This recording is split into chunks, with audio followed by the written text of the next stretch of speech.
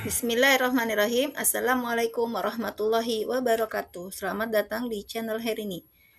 Kali ini saya akan membahas bagian terakhir part 3 dari materi yang berjudul Kekerasan terhadap perempuan dari sekularisme kapitalis menuju perlindungan syariah kafah yang telah disampaikan oleh Ustazah Susi Hilma Sarjana Sastra di Masjid Besar Baitul Muttaqin Antapani, Bandung. Selamat menyimak, semoga bermanfaat. Wassalamualaikum. Islam itu berbeda dengan sekularisme kapitalisme. Pandangan Islam terhadap perempuan, maka Islam memandang perempuan itu bukanlah komoditas ekonomi, bukan pula objek konsumsi yang bisa dilihat oleh sembarang orang, bisa dinikmati kecantikannya, keindahan tubuhnya oleh sembarang orang. Bukan juga sebagai alat pemasaran, sebagai penarik pembeli, dan bukan juga sebagai instrumen industri hiburan yang bisa disetting oleh sutradara. Tapi Islam memandang perempuan sebagai manusia yang dimuliakan Allah, sebagai mitra laki-laki dalam memakmurkan bumi, dan sebagai amanah yang wajib dijaga kehormatan dan keamanannya. Di dalam Islam, perempuan memiliki kehormatan, hak, dan perlindungan yang dijamin oleh syariah dalam seluruh aspek kehidupan. Allah Subhanahu wa Ta'ala berfirman, "Dan sungguh kami telah memuliakan anak Adam." Quran Surat Al-Isra ayat 70. Maka Islam memuliakan laki-laki dan perempuan karena semua baik laki-laki maupun perempuan adalah keturunan Nabi Adam. Dan itu bisa dilihat dari aturan yang rinci terkait dengan syariat-syariat Allah, bagaimana mekanisme untuk memuliakan perempuan. Kesempurnaan syariat Islam. Allah sampaikan dalam Quran Surat An-Nahl ayat 89. Bismillahirrahmanirrahim. Wa nazzalna 'alaikal kitaba tibyanan likulli syai'in wa hudan wa rahmatan wa busyra lil muslimin. Dan kami turunkan kepadamu Alkitab Al-Quran untuk menjelaskan segala sesuatu sebagai petunjuk, rahmat, dan kabar gembira bagi orang-orang yang berserah diri, yaitu muslim. Maka Islam itu mengatur hubungan manusia dengan Tuhannya, hablum minallah, mengatur hubungan manusia dengan dirinya sendiri, hablum minan nafs, dan mengatur hubungan manusia dengan manusia lainnya. Aturan hablum minallah terdiri dari aturan akidah dan ibadah. Sedangkan hablum minan nafs terdiri dari aturan akhlak, makanan, minuman, pakaian. Dan aturan yang terkait dengan manusia dengan manusia lainnya itu terdiri dari muamalah dan ukubat. Adapun muamalah maka mulai dari sistem Polexos Budhankam, sistem politik, ekonomi, sosial, budaya, pertahanan, keamanan itu masuk dalam kategori muamalah. Sedangkan sistem sanksi dalam Islam ini ada hudud, takzir, mukhalafat, jinayah. Jadi banyak ragamnya. Intinya di dalam An-Nahl 89 Allah sampaikan tidak ada satu perkara pun yang tidak aturannya di dalam Islam. Jadi Islam itu mengatur seluruh aspek kehidupan. Maka tugas kita sebagai seorang muslim adalah mengetahui bagaimana aturan Allah dan di semua aspek kehidupan itu, dan bagaimana bisa terikat dengan seluruh aturan Islam itu secara menyeluruh. Pelindungan perempuan dalam perspektif maqasid syariah. Jadi syariah hadir itu untuk menjaga 5 kebutuhan pokok manusia. Maksud tujuan diterapkannya syariat itu ada 5. Yang pertama, hifz ad-din, menjaga agama, membangun ketakwaan dan kontrol internal. Syariat diterapkan untuk menjaga agama ini agar tegak secara keseluruhan syariatnya. Yang kedua, hifz an-nafs, menjaga jiwa, melindungi perempuan dari pembunuhan, kekerasan, dan penyiksaan.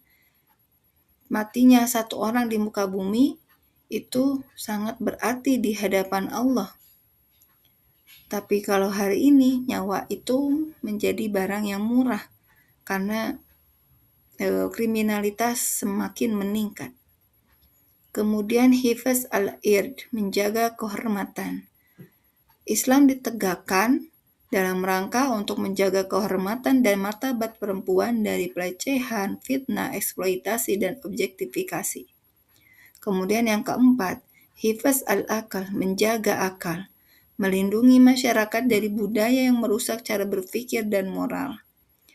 Ya, contohnya adalah menormalisasikan budaya permisif, serba boleh, serba bebas. Kemudian maka Islam tidak membenarkan hal ini. Yang kelima, hifz an-nasl, menjaga keturunan. Bagaimana aturan Islam itu memberikan ketegasan terkait dengan kesucian nasab.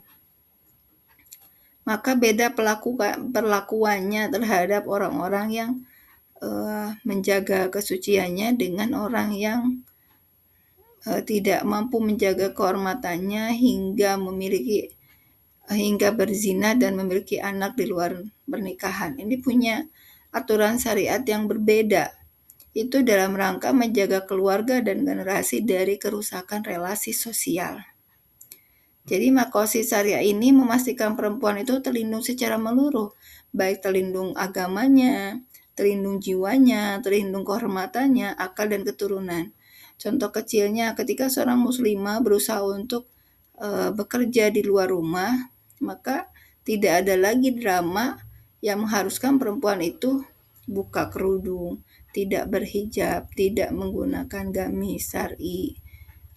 Tapi banyak banget hari ini ditemukan syarat-syarat agar perempuan itu dituntut untuk berpenampilan menarik versi kapitalis, dituntut untuk tabaruj, berlebihan dalam berdandan, kemudian mengeksploitasi kecantikan tubuhnya gitu agar menarik dan menghasilkan cuan. Maka tidak akan ditemukan seperti itu. Karena itu termasuk pelanggaran kalau di dalam Islam. Tapi kalau hari ini dianggap satu hal yang normal. Sistem Islam itu tidak menunggu korban berjatuhan. Jika hari ini, sistem saat ini itu cenderung kuratif, artinya ketika sudah terjadi kekerasan, korban melapor, barulah ada proses hukum, kemudian pendampingan korban. Namun itu pun biasanya tidak tuntas, tidak menyeluruh. Maka di dalam Islam itu justru membangun preventif, pencegahan berlapis. Lapisan pertama adalah pencegahan secara individu, yaitu di kuat tidaknya seseorang di dalam kehidupan, maka itu tergantung pada akidahnya. Akidah itu apa? Yaitu rukun iman, keyakinan yang benar kepada Allah, bahwa Dia Maha mengawasi, Maha mengetahui dan berkuasa atas setiap perbuatan. Kemudian ada pondasi takwa, kesadaran dan ketaatan untuk selalu menjalankan perintah Allah dan menjauhi larangannya, karena mengharap ridha Allah dan takut akan azabnya semata, bukan karena iming-iming dunia. Jadi kalau sudah pondasinya takwa, maka dia menjadi seorang muslimah yang taat, yang menjaga marwahnya, menjaga kesuciannya karena karena takut kepada Allah. Kemudian muraqabah, merasa selalu diawasi oleh Allah dalam setiap keadaan, sehingga mendorong diri untuk menjaga diri dari maksiat, termasuk segala bentuk kekerasan. Menjaga panca inderanya untuk tidak melakukan maksiat, zina mata, telinga, wajah, semua. Itu tidak dilakukan karena merasa ada Allah yang senantiasa mengawasi. Allah sampaikan dalam Quran surat At-Talaq ayat 2-3. Barang siapa bertakwa kepada Allah, niscaya Dia akan membukakan jalan keluar baginya dan memberinya rizki dari arah yang tidak disangka-sangkanya.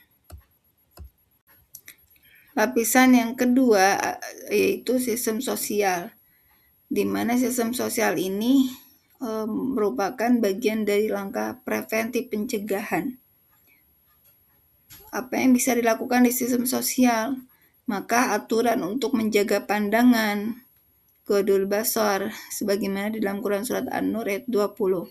Baik laki-laki maupun perempuan diwajibkan untuk menjaga pandangannya, diwajibkan untuk menutup aurat dan berhijab sempurna.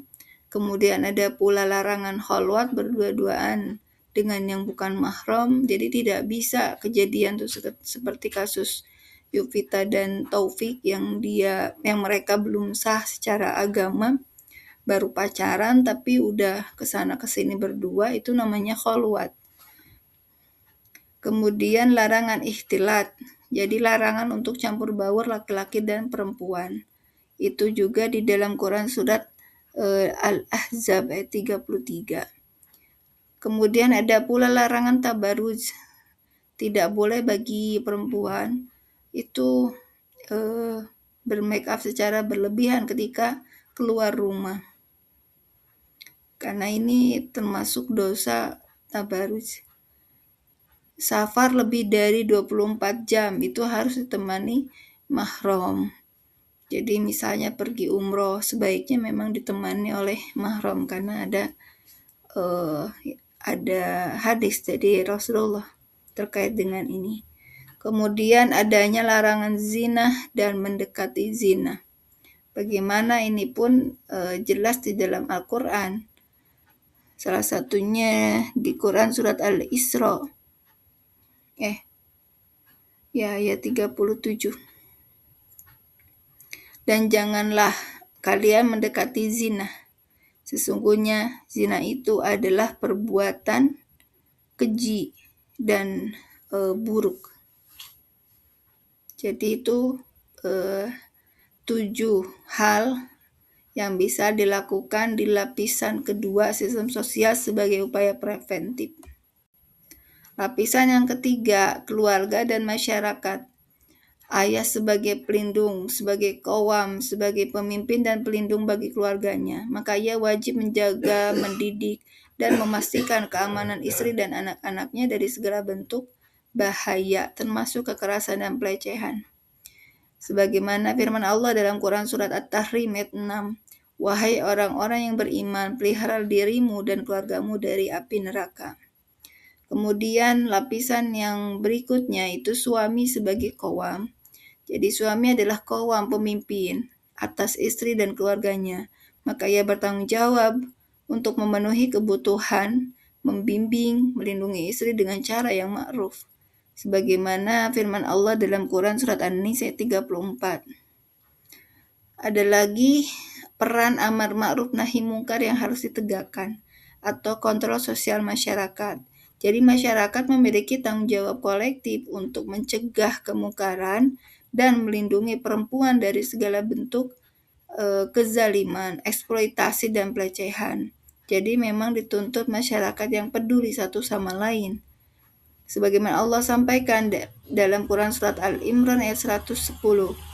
Kamu adalah umat terbaik yang dilahirkan untuk manusia, mengajak kepada yang ma'ruf dan mencegah dari yang mungkar, dan beriman kepada Allah. Adapun lapisan keempat adalah tanggung jawab negara untuk melakukan pencegahan. Mulai dari tanggung jawab negara untuk memberikan menegakkan sistem pendidikan berbasis akidah yang kuat. Peran negara pula untuk memastikan media yang menjaga moral publik. Jadi bukan disetir oleh media, tapi negara yang mengendalikan media dengan perangkat aparatur negaranya. Sanksi yang menimbulkan efek jera. Kalau negaranya care untuk melindungi seluruh masyarakatnya, baik yang kaya, yang miskin, yang tua, yang muda, maka harus ditegakkan sanksi yang sesuai dengan syariat Islam yang bisa menimbulkan efek jera bagi pelaku. Kemudian kebijakan yang menutup pintu eksploitasi perempuan itu pun harus dilakukan oleh negara yang berlandaskan pada Islam. Syariah kafah sebagai solusi sistemik. Tegaknya seluruh aturan Islam di semua bidang kehidupan itu menjadi solusi sistemik satu-satunya yang bisa menyelesaikan sesuai fitrah manusia. Nah, mengapa harus sistemik? Jadi kekerasan terhadap perempuan bukan hanya masalah individu, ia merupakan hasil interaksi setara, baik itu interaksi di dalam keluarga, di dunia pendidikan, penggunaan media sosial, pergaulan, di kebijakan ekonomi, hukum dan penegakannya, serta tata kelola negara. Jadi semua ini ada aturan solusinya di dalam Islam. Syariat tidak hanya mengatur ibadah, tetapi juga tata kelola kehidupan masyarakat untuk melindungi jiwa dan generasi.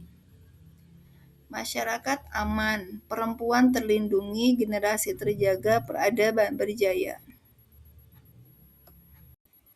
Jika problemnya itu bersifat global dan sistemik, maka solusi parsial itu tidak akan pernah cukup untuk menyelesaikan masalah. Terbukti hari ini bagaimana kasus kekerasan terhadap perempuan itu meningkat secara signifikan melintasi batas negara, sosial, budaya. Artinya solusi parsial yang selama ini dilakukan di berbagai negara itu tidak efektif. Kemudian Islam tidak hanya mengubah perilaku individu, tetapi juga mengubah sistem yang membentuk perilaku manusia. Jadi Islam membereskan dari sumber masalahnya. Nah, karena itu perlindungan hakiki bagi perempuan itu membutuhkan penerapan syariat Islam secara kafah dalam seluruh aspek kehidupan. Jadi hanya dengan Islam kafahlah perempuan terlindungi, masyarakat bermartabat, peradaban pun selamat. Jazakumullah khairan katsiran kepada semua yang sudah menyimak hingga akhir. Semoga materinya bermanfaat. Sekian yang bisa disampaikan. Jangan lupa like, comment, subscribe. Wassalamualaikum warahmatullahi wabarakatuh.